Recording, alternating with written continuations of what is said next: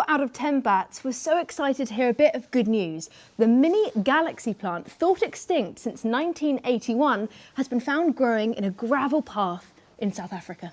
Jolly good for the mini galaxy plant. 1 out of 10 bats know that the largest bat species in the world is the golden-crowned flying fox. It's got a wingspan of 1.7 metres.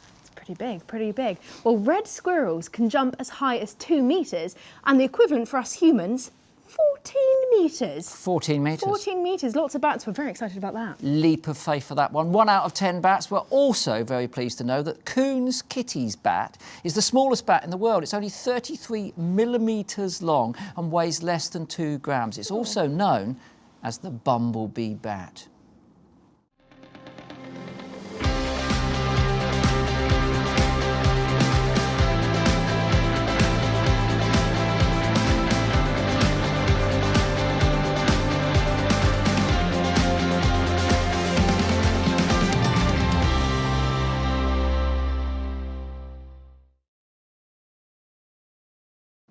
Hello. Hello, hi, and welcome back to the second week of 8 out of 10 bats. We are so thrilled to be live with you again. We'll be here, of course, from tonight, but all the way till Thursday. You can tune in at 7:30 p.m. We've got lots of great stuff coming for you this week. Of course, we were last week in the Highlands of Scotland at Dundregan Rewilding Centre. It's a bit different this week. It was great. It was good. Had a lovely time. It's a little bit different this week. We've come south to Surrey, where we're at the British Wildlife Centre. It is indeed. It's a fantastic place. I've been coming here since just after it opened in 1997. It's home to a whole range of UK species, more than 40 different species they've got here at the moment in large enclosures. Some of them have been bred in captivity deliberately because they are part and parcel of a lot of UK conservation programmes, including for this species, the Scottish wildcat. They've got badgers, they've got pine martens, they've got otters, they've got weasels, they've got stoats, you name it, they've got it. And very often you can get cracking views of them. So we're really pleased to be here. The details of the British Wildlife Centre are being posted in the chat now. So click on those and plan your visit. Particularly good, I've got to say, if you are a photographer, because those enclosures are very naturalistic and you get some great photos of those animals in their natural habitats. Yeah, we've got some good ones, haven't we, from here? Over the years, come up here one time in the snow, laid around for a couple of days, foxes and otters in the snow. I missed that. Yeah, well, you know, got to stay ahead, haven't I? Oh, hold on a minute. I've just got to chivvy a little mouse back up there. He was trying to get into the show too early. No, well, ignore that. Ignore that mouse. You didn't see the mouse. The mouse is coming in. He's just trying to escape, but there we are. Now, of course, last week was all about big restoration, rewilding projects all the way up in Scotland. This week is going to be a little bit different because we're really keen to talk about people and nature, urban environments. In fact, we're not far away from Gatwick Airport, so you might hear the odd plane coming over, but that just goes to show what kind of area we're in. There are so many amazing people that live around here, but also some great wildlife. So we'll be really looking at that connection between nature and people and access to the environment as well.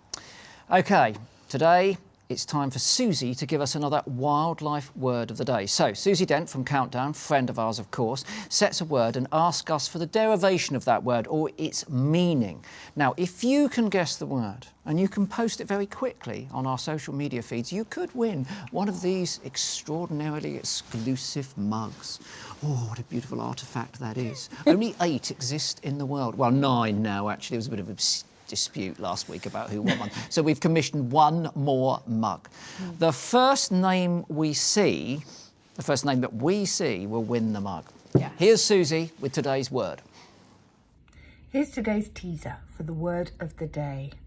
Why do we talk about a swan song for a final rousing performance? Ooh, tricky. Well, you say that. No?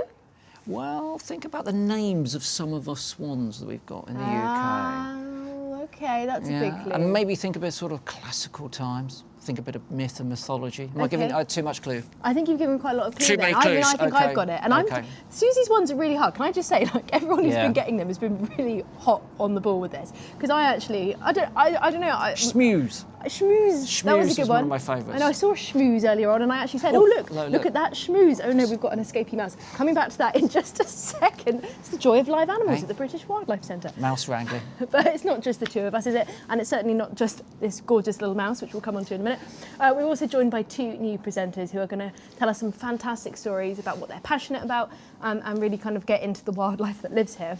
So without further ado, because you're bored of seeing the two of us, I really like to welcome George Hassel, known as Green-Fingered George, and Kezia, known as City Girl in Nature. So come on in. Come on in. Come join the party. Hello. Good to see you. Hey, happy to be here. Yeah, how's it going? Oh, cracking. Loving it. Absolutely loving it. How are you? All right? I can't wait to talk about nature on our doorstep, wherever we are. Yeah, that's good to look. And we're going to have to move pretty quickly because the mouse is stealing the show here. Nice. But anyway, look, before we get on to that, Kezia, tell us a bit about the wildlife on your doorstep. You're living in the city, of course. Yeah, so I live in London and I've got this cool local fox. You gotta look at this. Look at him. He's able to just adapt to wherever he is, and that just shows how adaptable foxes really are in whatever environment. He looks so grounded and friendly, right? He looks pretty healthy as well. I mean, he's one of the healthiest foxes I've ever seen in my life. He looks like you've been giving him too many sausages and pizzas. Probably not me, but yeah, definitely. He's won over the hearts of the community. Yeah. That's what we like. That's what we Jolly like. good. George, how about you? What have you been gotten up to? Well, I'm pretty buzzing to find out a little bit more about our native wildlife and more importantly, what we can do to protect them. Now, autumn is a really good time if you're looking after your wildlife garden because you don't really have to do that much. So it's the best thing you can do around this time of year is just let everything be. So dead stems, dead seed heads, leave them, particularly with species such as teasel, as you can see on the screen at the moment. That's the teasel in my garden. Things like dock are really, really important for our, I've got to say, star of the show today, our lovely little harvest mouse down Look here. at that. So Look cute. at that. Finally getting its time. It was edging in. It was like, it's my time on Oh, the look, show. it's having a little It's clean. like cleaning itself. Look how adorable it is. So tiny. It can fit in our palms. It's I know, literally. I know. And apart from them being such an adorable animal, they're also pretty fascinating as well. Like, they are Europe's smallest rodent, and also they're the only UK mammal to have a prehensile tail, which basically means their tail kind of acts like a fifth limb. So they use it, as you can kind of see right now, actually, using it to acrobatically move through the grasses. It's So well cute. adapted to the habitat. I don't even think about coming down. You start to talk. So we should say that these mice are used to people because they're used here as photographic models and for educational visits. And when I was a kid, you know, going back a long time, I know it's deep history, Kezia. But these were much commoner animals and they have declined quite significantly now. So to get a close-up view of one of these is a real treat. Have you ever seen one before? No, I haven't actually. This is my first time seeing one up quite close. Points out of 10. Points out of 10 for the harvest mouse. I would say 10. Oh, starting high, Kezia. God. It's so cute. Okay. No, look at that. I mean, it is now. up there. I mean, the little beady eyes, it's very, very cute. And it's such a poignant message, George, about kind of leaving our gardens a little bit wild, letting it go overgrown, taking back control a little bit and just letting things be. Because you never know what you could see. You never know. You could have a really rare species like a harvest mouse living in your vegetation. But of course, it's not just harvest mice that we want to see, although we do want to see them if you happen to be lucky enough to have them in your garden. We would love all your photos, videos, your questions sent in to us. You can use the email, which is available in the chat, or you can just use hashtag 8 out of 10 pats. We could just sit and look at the harvest mouse for I know, I Good could. plan, that. like Yeah. 10 minutes or so, actually. Just swooning out on the old harvest mouse. As it there. does all over. But I think we'd better move on to our first film of the evening. LK has a somewhat unusual profession from some people's perspectives, not from ours and certainly not from mine. She is an accomplished taxidermist. But we're not only interested in her art, we're interested in what motivates her and some of the problems that she's faced establishing herself as one of the nation's best taxidermists. Here's Elle. That my job as a taxidermist really helped me to take a richness from my life. I believe that light and shade make up the human experience, and so to understand and appreciate and take value from life, one needs to know death. It's a hard conversation, but it allows you to look at the world with a much wider lens. Hi, my name is Elle and I'm a taxidermist. I specialise in working with birds and I only work with birds that die of natural causes. One of my very first experiences of wildlife and death stays with me even today, despite happening over 15 years ago. I happened upon a dying duck, a beautiful male mallard with that gorgeous dark green iridescent head. It was making a really awful sound, and then suddenly it was silent and completely still. There was this incredible shift in my mentality that went from fear, confusion, panic and worry to a very calm sense of appreciation, duty care, almost as if in that moment I felt bound to working with animals. I felt as though I wanted to go forward and provide a act of service to animals that might be suffering or in pain. Being a taxidermist really requires you to have a very strong sense of understanding of animal behaviour.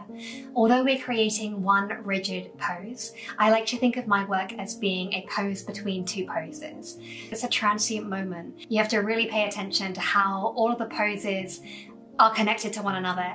So if a bird's coming into land, as it draws its wings in, what happens to its feet?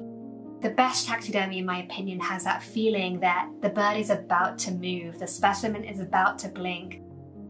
Being a taxidermist is definitely a craft that raises eyebrows, and I think that has a lot to do with stereotypes about what a taxidermist should look like.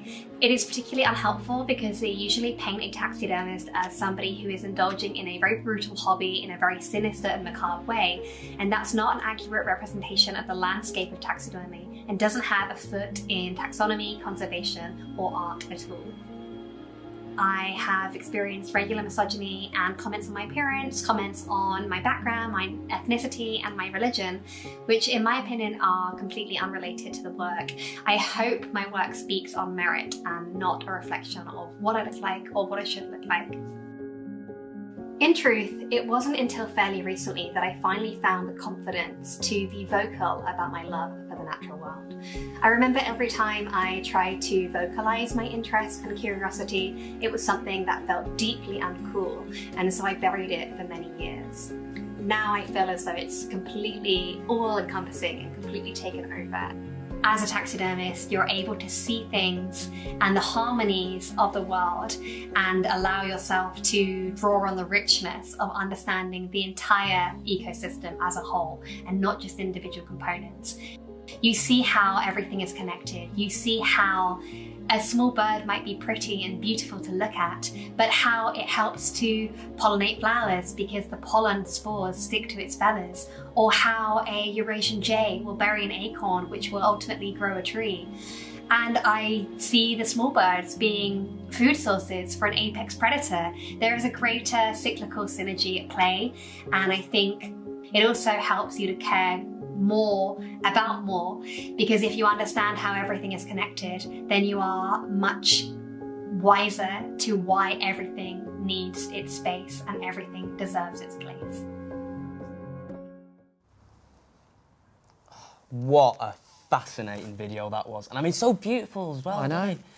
All those absolute works of art, because you see the final work, but you don't realise the patience and the time and just quite frankly, the skill that must go in there. Yeah, because very often you can go to museums and you can see, you know, taxidermy, but it isn't that good. It doesn't look lifelike. Capture it, does but it? some of Els are just like just there, aren't It's like they? a snapshot of time, isn't it? Are you into taxidermy? What do you think? I mean, some people are a bit funny about it, aren't they? They think, oh, I don't want dead animals around me and things like that. I've always been fascinated, personally. I have, because it gives you the opportunity to see parts of the birds and the animals that you wouldn't normally get to see. I mean, for instance, I've got a piece of Els, a kingfisher, and the story goes that basically a friend of the family's was on Oxford Street in Manchester, centre of town, and a kingfisher flew into some scaffolding, sadly died, and fell right at my friend's feet. And she did what any normal person would do and stick it in the freezer for 3 years. That's perfectly true. Perfectly normal. And then she gave it to my parents, who were glad to take it on and put it in our freezer for a year, next to the frozen peas and fish fingers, obviously very hygienic. And then my parents got it done by Elle for when I left school, and we can see the kingfisher in question there. I mean, just look at that. You must have been chuffed. I was chuffed. I was over the moon, honestly. That's one of your words, chuffed, isn't Chuffed, oh, classic. I'd have been chuffed, actually. You'd have been chuffed. Anybody would have been chuffed at that. Look at that. Honestly, it looks like a living bird. It does. She is extremely accomplished. So talented. I mean, it's just amazing. And with the kingfisher, you know, just spend hours and hours looking at it, and you can see that even in a single feather, it's not just blue, it's the iridescence and the blacks and the purples that, again, you wouldn't see with particularly a kingfisher, seen as, you know, the best view you get of a kingfisher is of it whizzing down a river. you know. And the skills that are involved are you know, there's basically, firstly, you need a good understanding of the animals, because when you mount them, they've got to look alive, and hers look very alive. The second thing is you need an understanding of their anatomy, because basically you've got to dissect them, you've got to take them to pieces and then rebuild them. And then on top of that, you've got an artistic input. Absolutely. So there's a multi-layers of skill there. It's such a shame to hear that she suffered on account of being female, racism, all of those sorts of things. But she's definitely, you know, done an amazing job. We've got a couple of pieces here. So we've got this magpie here, again, which is quite a common species, of course, but it does give you that opportunity to look at the bird in close-up. This is a much rarer thing, Drake's mew. And again, what an extraordinary bird. This one's only got one set of primary feathers, which means it's been pinioned, so it's clearly come from a captive collection. And we should say, of course, that all of Elle's birds come legally, obviously, and when necessary, she's got the right Article 10s and things like that for them. But look at that. Well, exactly. Even in the magpie, it's a bird that, you know, most people wouldn't really appreciate, being as they're quite common, particularly in England. But you know, getting up close now, even just the length of the tail that you wouldn't normally. The scale. Yeah, the scale of it, and the iridescence in the feathers, just things that you wouldn't normally notice when you're out and about and birding in the field. Yeah, well, James has got another specimen over here. James, come in. Thought I'd add one more to the mix. This look at that. beautiful woodcock, which was lovely donated and gifted to me by Mr. Chris Packham himself. Generous of that. Thank you so much for that. I really Okay, appreciate it. Yeah, just temporary. Gorgeous woodcock with that incredible vermiculated plumage. And I must admit, I had a really lovely time seeing them actually at Dundregan. Some of the migrants are coming over already, and we're seeing them here in the UK. Because in Scotland, there'd probably be quite large numbers of these now, weren't there? Huge amounts of numbers coming over, and we were seeing them in Dundregan. I must say the best views I had this year, friends of ours, our neighbours, have a hot tub in their garden.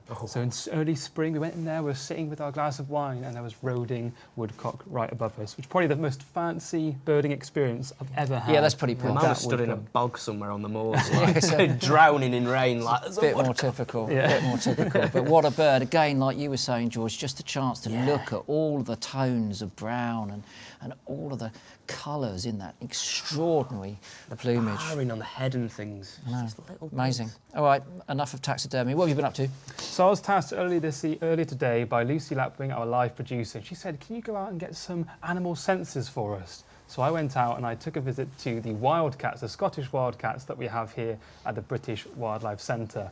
Now, in particular, I was focusing on their site. Now, here they are. This is our lovely couple, Atticus and Hilda, and they had quite a few kittens this year, and their eyesight is phenomenal. So they are very sensitive to low light conditions. They can see in near just moonlight, pretty much. And they don't have great colour perception, but they have great perception to any movements, the tiniest bit of movement, and these wildcats can detect it. I've got to say, great pictures. That was outstanding. Wow. All of them gorgeous. piled up there. Yeah, all of them piled up there. They're absolutely gorgeous animals. I'm so thrilled to get close and personal with them. Yeah. Now, they had a great success story this year because there's a big partnership happening, of which the British Wildlife Centre is a partner, to look at the conservation and the rewilding and the breeding of wildcats. Now, earlier in the year, there were 19 released in the Scottish Highlands, which is a phenomenal achievement, and they're hoping to release a further 60 in total over the next couple of years. So it goes to show that this collaborative thinking, this partnership, can really be successful when everyone comes together. Yeah. Well, it gives you hope to see the Scottish tiger once again. Yeah, you never know, one of those kits might be out in the care norms at some point. You never know, at some point in the future they very well could be. Okay, so that was sight. Now we're going on to hearing. So I went over to our barn owls and came across this gorgeous male, Floki. Now you see here this heart-shaped facial disc. Now it's very functional, so it funnels all of the sound in to his ears. Now they're very, very sensitive, but that facial disc can actually flex and it can move, so he can focus on sounds closer to him, but also sounds further away. So it's got this kind of zoom-like feature. Like a sonar. Yeah, it's incredible, almost like a parabolic microphone. But his ears also are asymmetrical. So there's one higher than the other, which enables them to hone in on those sounds wherever they may be. So incredibly sensitive ears, and also they fly near silence. Because they're so sensitive, they can't have really loud, flappy wings like a pigeon. They must be super, super silent so they can detect sounds even when on the wing. Amazing, isn't it? So those feathers are quite stiff, aren't they? Again, when you handle dead ones, as we were talking about earlier, me and George were saying, dead birds, some people find them offensive. We're quite fascinated by those because you can touch them and feel them and smell them, and you can really get to grips with them. And those feathers are quite stiff, aren't they, those ear feathers? That's right, yeah. So they're incredibly well adapted. Every single bit of a barn owl is so specialised, so well adapted for the world of sound and the world of flying in perfect silence. Incredible. Now, barn owls are loved by pretty much everyone. Now, moving on to another animal, which isn't necessarily loved by a lot of people, which is the brown rat, which is a massive shame because I love rats. They're incredibly successful, incredibly intelligent, and they have an amazing sense of smell. So we think of dogs as having an amazing sense of smell, but actually rats have a lot more olfactory receptors than dogs do. So much so that they're using rats, different species of rats across the world, to do jobs such as our sniffer dogs, for example. So these rats are being used to sniff out bombs and drugs and all these sorts of things. So they're incredibly specialised, incredibly special, and we need to give a lot more credit to our rats because they're amazing, amazing animals. I've always quite liked rats, actually. Yeah, me too. Interesting. Very clever as well. Good in mazes, learning things, all that stuff. Yeah, absolutely. There's a reservoir near where my home is, and they have signs saying, do not feed the birds because it attracts the rats. And it's a big shame because I like the rats. I'd rather attract the rats than the birds. Well, if you attract the rats, some birds will come and eat the rats. Like your barn owl, for instance, will eat young rats. Exactly. Now, our final species is the otter. Now, the otter, I was focusing on their whiskers because their whiskers are incredibly sensitive. So we mostly think of whiskers as a tool for moving, so they can navigate through their environment without crashing into things. Their whiskers can give them a sense of their own body space in their environment. But the otters are so sensitive, they can actually pick up movement in the water. So as they're moving through the water, their prey item, whether it's a crustacean or a fish, will move, create these ripples, create these currents, and the otter's whiskers will pick on those and enable them to hone in and catch their prey effectively. So these are incredibly well adapted as well to hunting in murky conditions, dark conditions. And they are, on that image you've got there, they're not just on the cheek, they're all around the face, aren't That's they? right. They've got those whiskers there. Yeah. Amazing animals. Very beautiful. Otters, of course, are a species which have bounced back. They used to be very rare, confined to the western side of the UK due to all sorts of problems in the previous century. They're now in every UK county, but not at carrying capacity. So they might be there, but they're not at maximum numbers. And one of the problems they face is that whilst we went through a period of improving the quality of our water, we've now moved into a period where our water quality is very definitely on the decline. And we don't need to be talking about sewage and agricultural runoff at this point, because we've got James Wallace from River Action joining us pretty shortly to talk about that and tell us about some of his campaigning work. But before we hear from James, let's listen to Barry Sludge. Barry Sludge is a sewage operative, and he's got some quite interesting ideas as to how we might address this issue. Over to Barry. Stool Britannia. From Cardigan to Cromer, from Stirling to St Ives, last year UK water companies pumped raw sewage into our rivers and coastal areas 301,000 times. I'm Barry Sludge, and I'm a sewage operative who's committed to clearing up for our shareholders. Since becoming the only country on Earth to privatise its entire water supply, the UK has paid out over 57 billion in leveraged debt dividends. And it's not just a national success story, it's an international one too, because 71% of that wealth went straight overseas to the hedge funds of Malaysia, China, and the USA. However, it's not all good news. For some reason, our infrastructure is now so dilapidated, the only pipe we've got left that doesn't leak is the one we're siphoning huge sums of money out of the country in. And there is a very real risk in 2023 that we will not be able to pay our CEOs their Christmas bonuses. Now, I know what you're thinking. What can I do to help? Well, the answer's simple.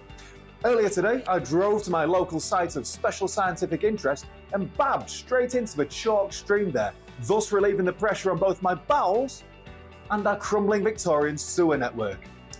Other than a startled dog walker and an angler who was sick on himself, it was just so reassuring to know I was putting some much-needed liquidity straight into a Texan billionaire's pocket. So the next time you need to go, why don't you think of those CEOs and shareholders, cut out the middleman, and turn your effluence into affluence? Oh yeah, and for those people who've been accusing us of greenwashing, let me just say this. There's no way I'd wash my hands with UK water. It's disgusting. Oh, Barry Sludge, honestly, what a character you are. But obviously raising some really important concerns there, and we'll talk a little bit more about all of that a little bit later on. But before we do, we are, of course, at the wonderful Cache.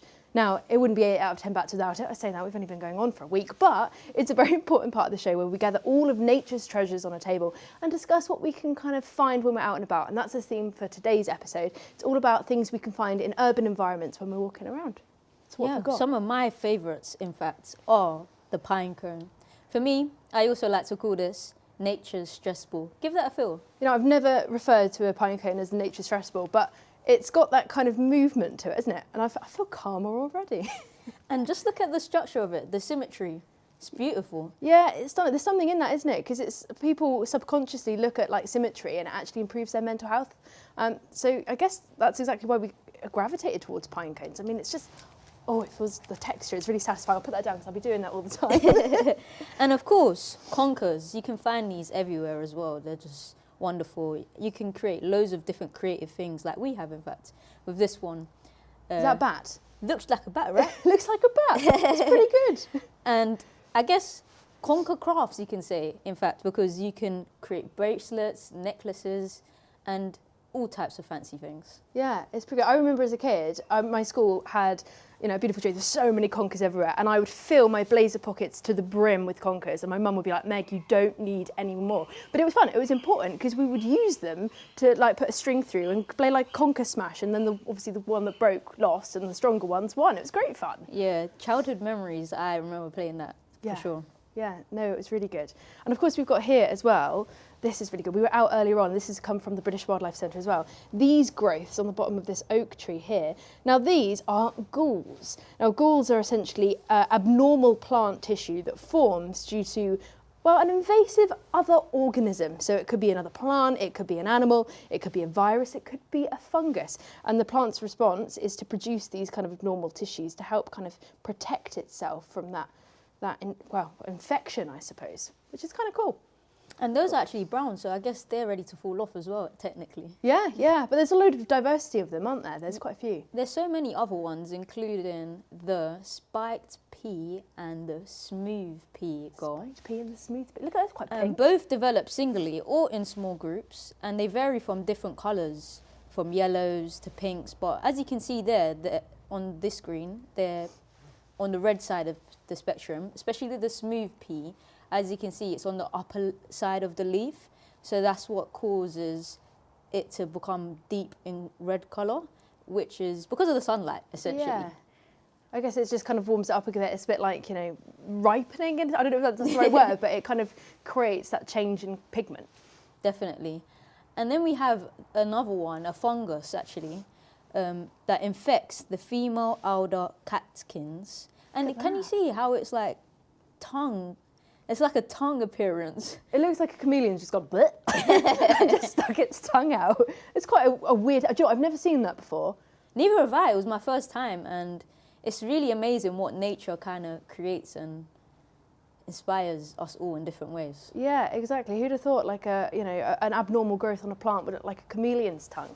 I don't know, but I mean, I like it. It's pretty cool, isn't it? Something to look out for, of course, when we're walking around.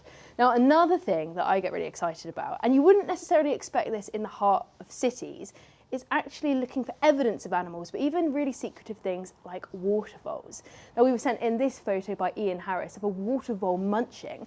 It's our fastest declining mammal in the UK. They're restricted to less than 95% of their former range, so it's a really sad story. They're declining massively.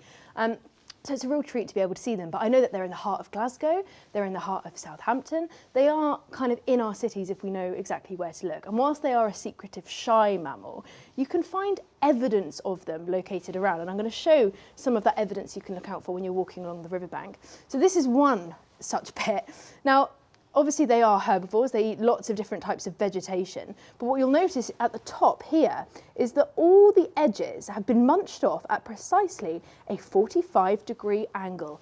Not entirely sure why, but you always know that a water vole has been around if it's been munching vegetation in this place. It takes you a little bit to get your eye in to notice that, but you can definitely see the pattern. Now another thing, slightly more obvious perhaps, is this. Now in here, this was produced today from the backside of one of the water voles at the British Wildlife Centre. These are droppings of the water voles. They look quite fresh and wet at the minute, hence why I don't have them yet in my hand, although I might get them out to have a closer inspection later on. But they're about the size of a grain of rice, a little bit fatter than that, and they always go and poo in the same places. So when you're along the riverbank, have a look for latrines, which is where they come to poo every time. They poo around the areas of their territory. It's all about communication with one another, and yeah, I mean, water vole poo, it's pretty cool. It's not now too bad. I know the signs I'm going to be looking up because I want to see one of them in the wild. They're cool. You often always see like a brown bum disappearing, and you often hear a plop as well because they like dart into the water with a big plop sound because they are really shy. But I get equally as excited about seeing evidence as I do of seeing the real thing, so it's equally as fun. And you know, for me, being around water is my happy place. It's where I can kind of relax. It's the blue effect, isn't it? We're often attracted to that kind of thing. And quite lucky where I live, it's quite an unpolluted river. And in the summer, when it's warm enough, I like to go for a swim there. But obviously in urban environments, I guess that's a little bit different. Well, yeah, wild swimming's becoming quite a popular thing. And there's many reasons why people don't swim, actually. In fact, a lot of people from my type of backgrounds aren't actually swimming. Unfortunately, I'm fortunate because I got to learn to swim through my dad in school. But many people, as I started growing up, I noticed that they weren't in these spaces.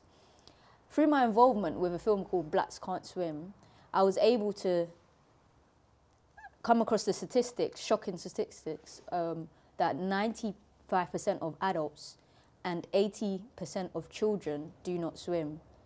And this is of black communities. Yeah, of black communities, and similar with the Asian community also. And it's just shocking, I guess. The link is in the bio, in fact, about more further information to kind of change this narrative. Yeah, why do you think that is, Kezia? I mean, like, I always like to think of the outdoors as a space for everyone. It's a place for everyone to come to improve their mental and physical health. It's important not only from a nature connection perspective, but also like a personal perspective. So why do you think we're seeing kind of less access in that way? I guess it's a lot of taboos, you know, like black people's bones are heavier and, you know, hair and these types of things that I guess for some people it's ridiculous, but in the community it's quite a big thing. So it's kind of about changing that language and perhaps becoming like more inviting into those spaces, making people feel safe in those spaces. 100%, and how can I forget? Also, just the conditions of the water too. Yeah. That's a big thing too. Cold water, and you know, like just dirty water. It's not very inviting at all. No, exactly, and that brings me really well onto the next point. Of course, nobody wants to go and swim in a river that is literally filled with human feces, sewage, all of this kind of stuff. It is a real issue. It's been in the news a lot recently. But to dive into that a little bit more, well, maybe we don't want to dive into that a little bit more, but we absolutely should talk about it a little bit more.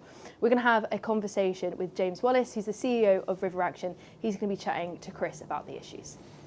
James, thanks ever so much for coming along. We normally have a soapbox section on our show, so we're hoping that you're going to soapbox for us tonight with a bit of ranting. But before we get going, is it fair to say that you and I probably grew up through a time where we thought that our rivers, our freshwater environments in the UK had been improved? And we've seen those otters coming back that we were talking about earlier, but now things have turned for the worse, there's no doubt. Well, Chris, I think our rivers should come with a health warning, as we've just heard from Kezia.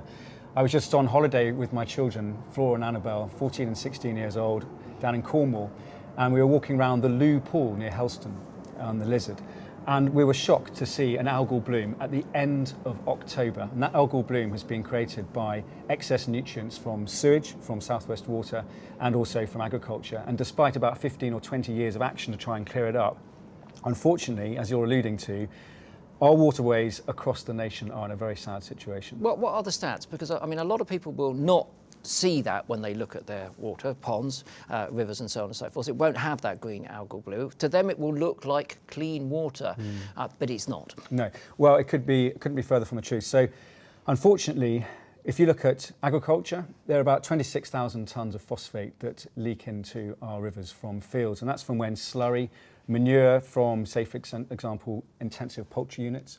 On the River Wye, 3,000 tonnes of phosphates alone, where the nutrients from chickens have been spread on the fields and then slowly leach into the river, or quickly when it rains heavily, as it's like been it has been in the last week or so. Exactly. And what we see then is algal blooms forming through eutrophication. What this does is it takes out all the light and all the oxygen. So species like Atlantic salmon that were very populous for many, many years, for millennia on that river, are now declining. Same with the invertebrates that they feed on and plants like water crowfoot where they have a habitat. So unfortunately we're seeing, in the case of the River Wye, ecocide predicted within 2 years unless the government sort it out. Ecocide in that context is dead river. It is, it is. That's not really acceptable in 2023, is it? I mean, you know, we know the State of Nature report has painted a very poor picture of our environments recently when it was published, but we are essentially a nation of animal lovers. We do love our wildlife. Why is our backyard in such a mess? Who are the culprits here? Well, it's industry, of course. Water companies have been awarding themselves and their shareholders £72 billion worth of dividends in the past 10 or more years. And 72 billion. 72 billion pounds. And rather than invest in fixing leaks, and we're not just talking about leaky poo, we're also talking about leaking water. 4 billion litres of clean drinking water, of clean water are being leaked every single day. And that means with the climate changing, as we're seeing, the situation could not be worse timed. If there was a repeat of last year's drought, and it was to affect this country as was predicted, then the southeast of England, southwest of England and Yorkshire would be relying on bottled water. That is not acceptable. And as far as the other culprits are concerned, of course, we have agriculture. And I'm not talking about small farms here. We must not give, farmers have a very hard time making a living. We're talking about big industrial farms that feed Tesco's and those sorts of organisations, Cargill, the big international corporation coming over here and exporting their global exploitative business model. And then finally, the government. This government has cut funding for the regulators that are meant to enforce the law by 70% since they've been in power. How on earth are the Environment Agency meant to do their job if they haven't got the staff and they haven't got the teeth? So we have to show some sympathy for these agencies, because whilst we're continuously complaining that they're not able to do their job, frankly, they haven't got the resources to do it. So we need significant reinvestment in those agencies. That's one thing. Okay, but what about us as individuals? We've got to empower ourselves to make a difference. We can't keep thinking that the government might just fix it one day. How are we going to give them a good, firm shove? Well, in River Action, having cut our teeth on the River Wye, we're now helping rivers across the nation and using the River Thames, our capital river in England, as an example. We worked with a community group that formed as we spoke, together to gather information that demonstrated that Thames Water is responsible for leaking sewage into the river so much and so often that it's not safe to swim in there often. We found on one day, just before Henley Regatta, 4 times the base level of E. coli. And if anyone knows what E. coli is, it is not good for your guts and it makes you very ill. Okay, and just be clear, this is citizen science. So this is you've asked people to collect water samples and you're getting them tested. And this is a great way of people being able to monitor the rivers and freshwater environments in their communities. They are. And by doing so, they fall in love with their river. And one of the most important things we're talking about today in this programme is to reconnect people with nature, the natural world that sustains them. If we're going to run out of drinking water, if we're going to have pollution that actually makes us sick and kills the wildlife that we're dependent upon, that is not an acceptable state of affairs. So what we suggest as an organisation, that get out there, get into your river, measure the problem, and then having understood it, engage with the organisations that are responsible for it, whether it's the government or industry, and also take action yourselves. Get out on the streets, make some noise, use the law to your advantage. I'll give you an example. We, River Action, are in the middle of a court case that's going to the High Court on the 23rd and 24th of February, which is to sue the Environment Agency, who, again, they have a tough job. We don't want to take them to court, but they have failed to enforce the farming rules for water, which are there to protect our rivers, apart from one occasion in the past 6 years. That law has been in place for 6 years and it's been enforced once. That is totally and utterly unacceptable. So we have to use legal action. But we also have other things up our sleeves. How about a bit of humour? We produced a series of animations that I believe will be in the link here. And those animations are called This Is Bleep, or polite word, poo. This poo. And we have people like Stephen Fry, Paul Whitehouse, Fergal Sharkey and so on, really well-known and respected people who are calling out the problems that we see here. And finally, we also have horror. So we have a horror movie that we're funding, a gothic horror movie about sewage pollution, and it's called Black Samphire, and it will be out early next year. Okay, well, we look forward to that. Your legal case is going to require some financial support, I imagine. Are you crowdfunding already? We're going to be doing it very shortly. Thank you for asking, Chris. Yes, we're going to raise over £100,000 so that we can use legal action to target the government and make sure they enforce the law. We'll be launching it in the new year, and we hope that everybody watching this and their their friends will support this so that we can actually hold the polluters to account and make sure that our rivers are rescued because, frankly, they need it. They do need it indeed. James, thanks ever so much for taking some space on our soapbox tonight. And yes, that crowdfunder will be launched in the new year. If everyone gave £1, you'd be very happy who was watching this. That would be great. All of the links to all the things that James was talking about are in the chat now. The video is well worth watching, that animation. We'll look out for the horror coming. I just dread to think how that's going to manifest itself. But humour should play a role in our protesting. It's not all about shouting, is it? And grimacing and moaning. Sometimes you can have a good laugh at something and it can still carry the message. Yeah, and I forgot to mention something. Vote for healthy rivers. We have an election coming up, and we have a charter for rivers that has been sent to all the major parties, and it means that when you go to the ballot box, whether it's for the mayoral election in London in May, or whether it's the general election, which will be May, or in autumn next year, make sure you put fresh water and river health at the top of your voting priorities. There you go. Very wise words indeed. Kwazia lives in the city. She was born in that city, and we've already heard that a staggering percentage of black people don't swim. There are cultural separating mechanisms there. In fact, she didn't get into nature until she was, well, she's not old, is she? But until she was older than a child. And she got into that because she went on an extraordinary trip to a remarkable forest. It was something that transformed her life, and now she does an enormous amount to try and encourage other people within those communities to connect with nature. This was the source of her inspiration.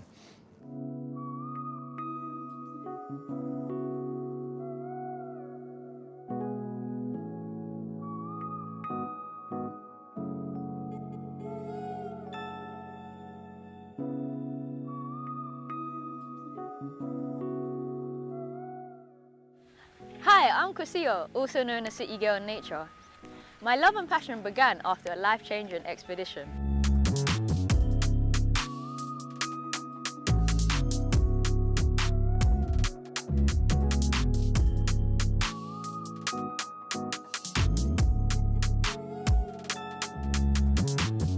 My love and passion for nature began after a life-changing expedition to the Peruvian Amazon, which changed the direction of my life and enabled me to see how nature inspires us all. I set up my own initiative in 2020, which includes community engagement through projects, workshops, talks, all with the core focus of connecting inner city people like myself to our natural world. I recently ran my first camp for 11 to 16-year-olds from the ends in New Forest at RSPB's Cameron's Cottage. This saw young people that had never really camped before take on the challenge of camping in tents, with no phones, allowing them to connect with the world and people around them differently, but most importantly, themselves. There's so many ways to connect with nature right on our doorsteps. That's why some of my favourite spots are not far from where I live. And also my bedroom window, as I get to see different birds including parakeets, magpies, crows and wood pigeons.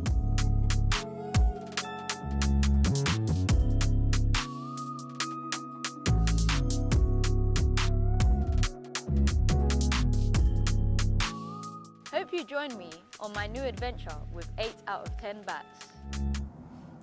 What a sleek video that was. That was a cool video, that. Thanks. Yeah, and I think what I really liked about it was just picking out the subtle things in nature that sometimes we don't really appreciate as naturalists, and really focusing on things like, sorry, I think a jumbo jet's going over currently, but anyway. Things like just picking a blackberry. You know, there's nothing better when you're on a walk down by the canal or wherever you are, whether it's a, you know, really rural area or in an urban area, and just picking off a blackberry just gives you a real boost, doesn't it? It boosts your mood. Honestly, the smaller things in life, we're always overlooking it, and food and nature is so important. Absolutely, I couldn't agree more. And on that note, here's one I grew earlier. So I'm currently studying up in Stirling, so I don't have access to a garden, but I did find this. A tomato plant growing out of a crack in a pavement in the middle of Stirling, which was a bit random, but I pulled it out, potted it on in a baked bean tin, and it has somehow survived. I doubt it's going to produce tomatoes because I don't think it did too well on the journey down here. But fingers crossed it will survive into next year. Honestly speaking, I've come across tomatoes in the pavement too. It's like someone's doing guerrilla gardening. Yeah. But it's so Literally. resilient. Growing food is just such an important thing. It is, isn't it? And, you know, with tomato plants, you know, I don't think we give them enough credit for how tough they really are. It's amazing. And of course, you're green-fingered Oh, George, right? So that means that you're into gardening, I'm sure. Yeah. So how did you get into gardening then?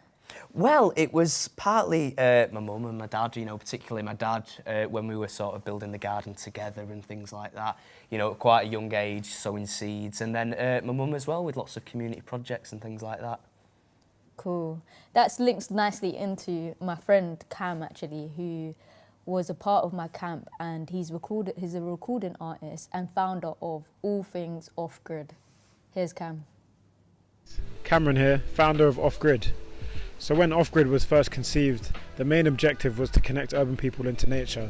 We've held a few workshops, some are around regenerative farming, some around woodland management, bushcraft or creative writing tasks with topics surrounding nature. Conservation is at the heart of what we're doing, but the most important thing is first building that connection. People who look like me or sound like me or come from the same places I do on the same estates that we live on often don't feel like we are included into the green space.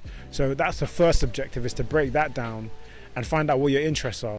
Honing in on that niche and just allowing them to have that space to develop and understand the earth around them. And then we can really truly do conservation work. So important to grow our own foods, and in fact Cam has actually established his own community garden, and the importance of growing our own food, especially with like the problems like food poverty, you know. Absolutely, no, it's, you know, it's really important, you know, particularly now, and even in the past, you know, doing lots of community projects with my mum, you know, realising that, you know, at the heart of gardening and nature is just a sense of community. Things like during lockdown, me and my mum would deliver like veg packages to people who were self-isolating or for whatever reason couldn't get out of the house. And it was that idea for me that really kind of resonated, that the community had grown these veg and it was the community that was reaping the rewards.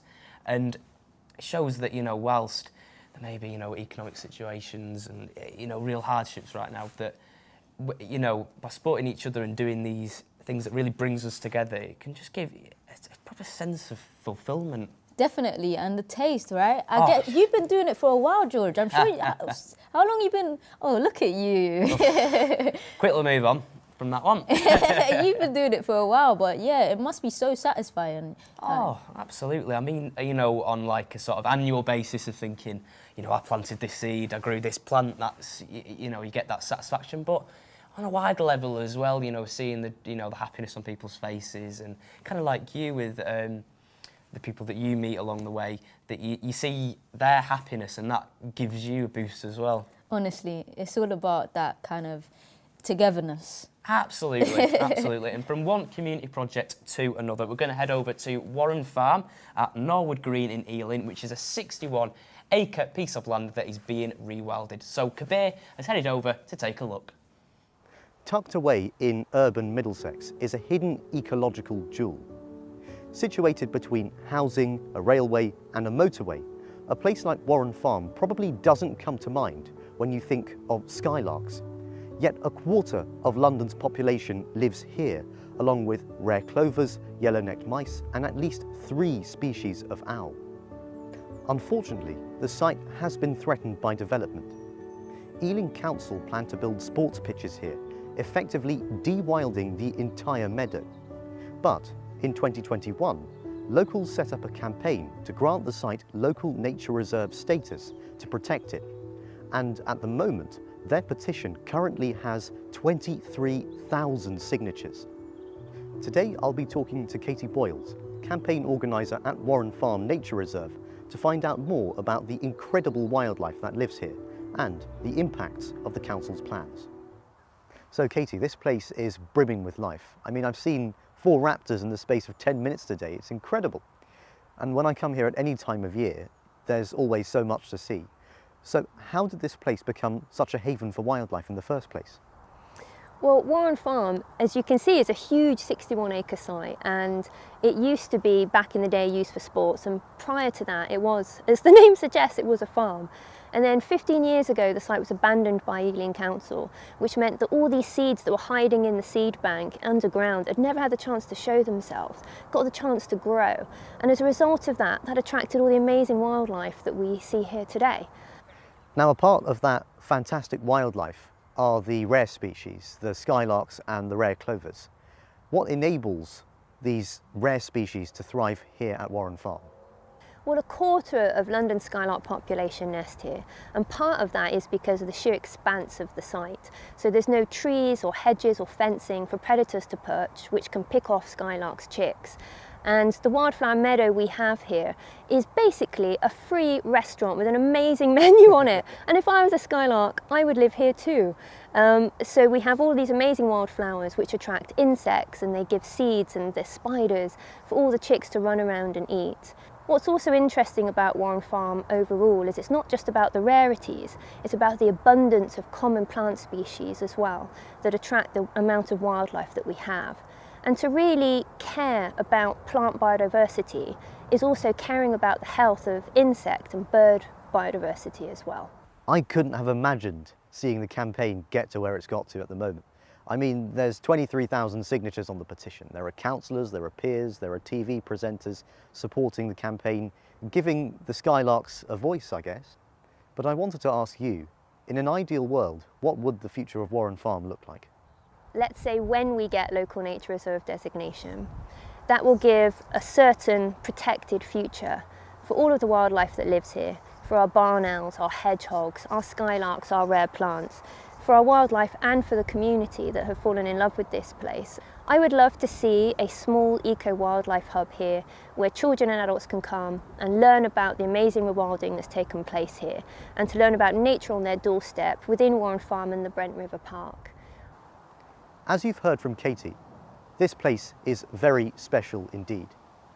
But because of the disastrous plans of the council, the future of the wildlife here hangs very delicately in the balance. And if the plans were to go ahead, I don't think future generations would forgive them for it. Not only would skylarks vanish completely from Ealing, but public open space, so crucial for our mental health and well-being, would be lost.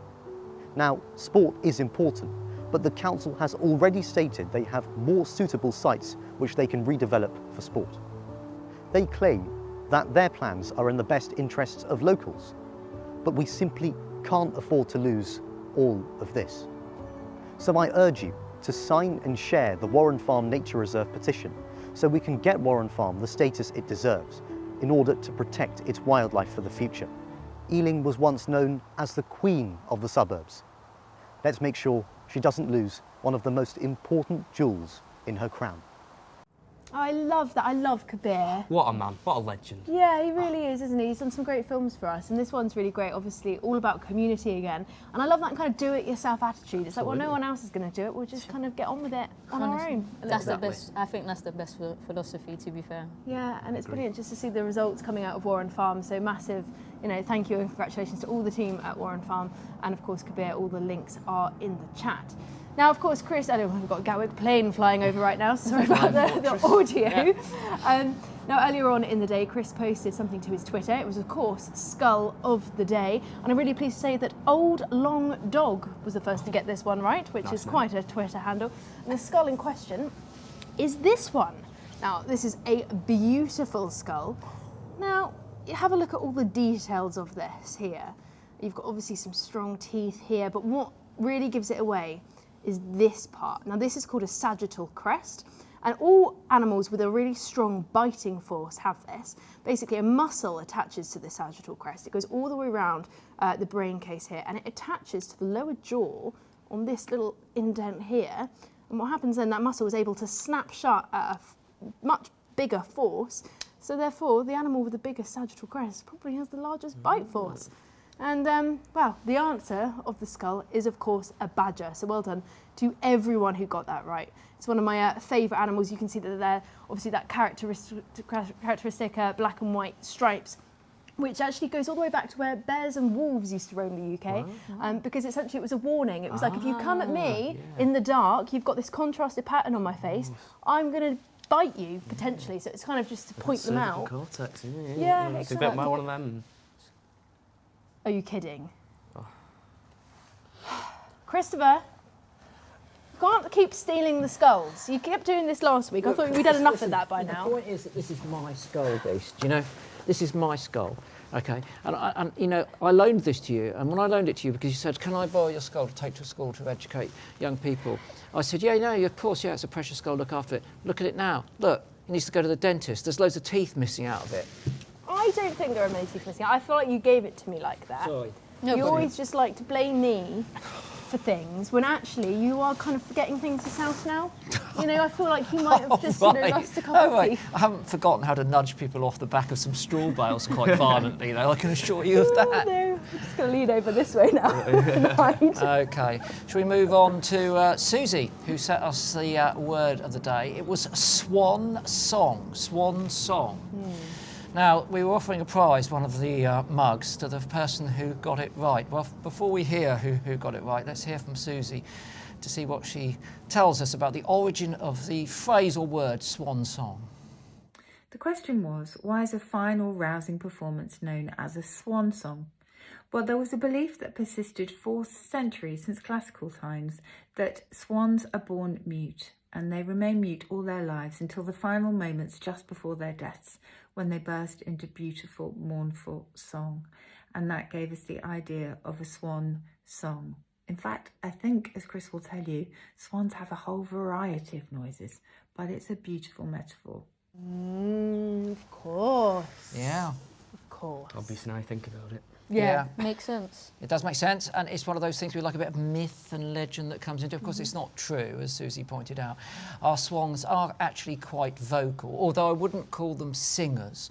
They're producing more sort of, well, not quacks, more some groans and moans and a whole range of vocalisations which don't really qualify as a song. It's like kind of gravelly squeaks. Gravelly squeaks. Gravelly squeaks. Okay. That's the best way I could You describe say a swan. that. Next time I see a Really hooper swan, selling it. I'm going to think of you calling it gravelly squeaks. Anyway, look, the mug. Who won the mug? And can I just say, like, it's the person that we saw first. Don't send us any more screen grabs trying to prove that you did it a nanosecond before anyone else.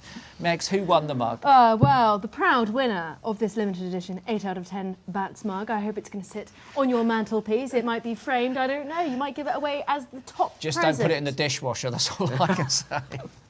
Congratulations to Claire Featherstone. This mug will be on its way to you. Please do email us your address, otherwise we don't know where you live, we can't get it to you. So email it us at 8outof10bats@chrisblackham.co.uk. Well, there we are. Okay, well, we're coming towards the end. What have we got left? Well, first of all, please, please, please send in some of your footage. Anything that you see that's cool or naturey, take a quick snap of it, send it to us, and we'll try and get it on the show. I'm going to go through some stuff that's already been sent to us.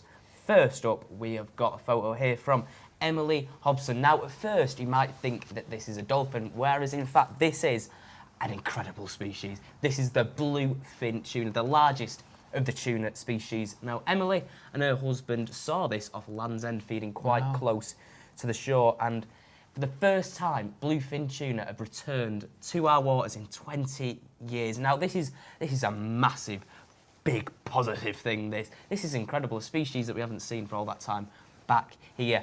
However, there is a slight boo-boo of the fact that the government has now decided to give grants to 10 boats to fish them, which is a bit rubbish, really. But they're worth a lot of money, aren't they? They are. I mean, one fetched $1.57 million recently, so you can see the incentive.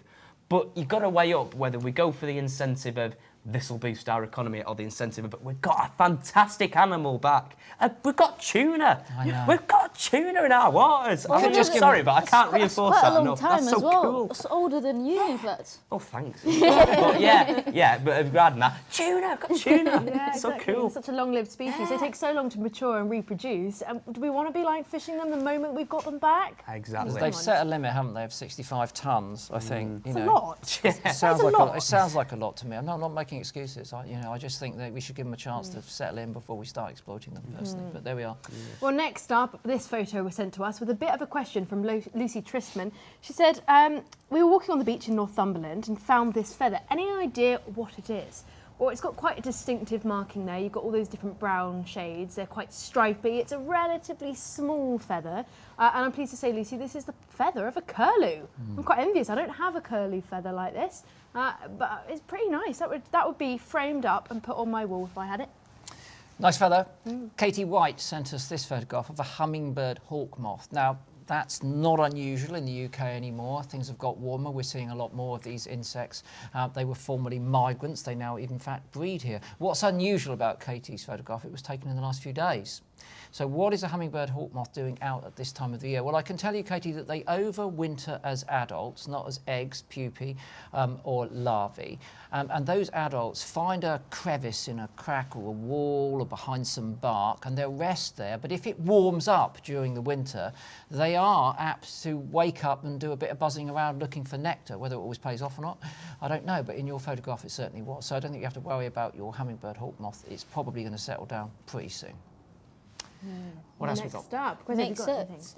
Yeah, so what we have here from Vivian Moore is some yellow brain fungus. Wow, look at those colours, bright yellow, and it just stands out. It just looks so beautiful and flowery, in fact, being a fungus. It looks brain-like. You can kind of see like the crevices of a brain. You can see where it gets its name from. Definitely. Yeah, it's nice, isn't it? I think fungal fruiting bodies are often underrated as being things which are just mushrooms, not very interesting. But that's striking, absolutely striking. Well, another aircraft is passing over. Well, I do think we should end on one cute thing. Go on. We've got a very cute video, haven't we? I think, you know. Definitely. We must look at that beak and just the plumage on it and the colours of the feathers, and look at how it's cleaning, or should I say preening itself. It's just beautiful, and it's a little scratch on the head. Look at that. I like this little bum wiggle that it does when it kind of like shakes its tail feathers. Is it going to do it? Is it going to bum wiggle? Oh, yeah. And the white spots on its head, it's just beautiful. It's a lot of Kingfisher love going on here. I've got to tell you all about Versace for me. They're just a little bit brightly coloured for me. Can I just say, out of all of us, wearing black, wearing black, wearing black. Yeah, all right. What's coming on about that bombshell? What's coming on tomorrow? What are you going to be up to? So I can't wait to get my hands, maybe, or feed some otters. Oh my gosh, they're just so cute. We saw earlier Morgan and their pair together, and they're just, I can't wait to get up close and personal. You're going to go in with them? Of course, I'm going to try and feed them, in fact. Give them some fish. Good. They're beautiful, absolutely beautiful animals, but they do have very sharp teeth. I'm not saying strong biting force. So if you feed them at that. What about you, George? Well, I'm going to be kicking about with the birds of death. Ooh. Ravens. I love a raven. Honking ravens, just to highlight your day, innit? Birds of death, though. Birds of death. I think. Well, it is Halloween, I suppose. It is. I don't know, I'm just trying to set the tone, get the mood going. Well, we have got a bit of a spooky one coming up. Yeah. Okay, that's all we've got time for. Now, if you were watching last week, you know that we ended each one of our broadcasts with a joke. The problem is that they weren't very funny. So we've decided to go a little bit more highbrow, give it a chance, a little bit more highbrow this week. So we're going to end with a bit of poetry or a bit of prose. And first up, we've got Cam B.U. doing a beautiful piece of poetry out in the countryside, engaging with nature. So we'll see you tomorrow at 7:30 on 8 out of 10 bats. Remember, the pin badges are available. Link is in the chat. Everything else we've been mentioning tonight, all the tags for Quasia and George and everyone else are in that chat. So do click on those and follow all of those people and sign up to River Action. Keep in touch with what they're doing. Okay, we'll be back at 7:30 tomorrow. Here is Cam B.U. and his poetry. See you tomorrow. See you in a bit. Bye. My name is Cameron, otherwise known as Cam B.U. I love my city, the hustle, the bustle, the brick and rubble. I find myself dotting from place to place. I also love my serenity, so I seek refuge in natural surroundings. In quiet gardens, whistling woods, the calming rivers and singing birds. My mental strains and the city pressures dissipate with every step.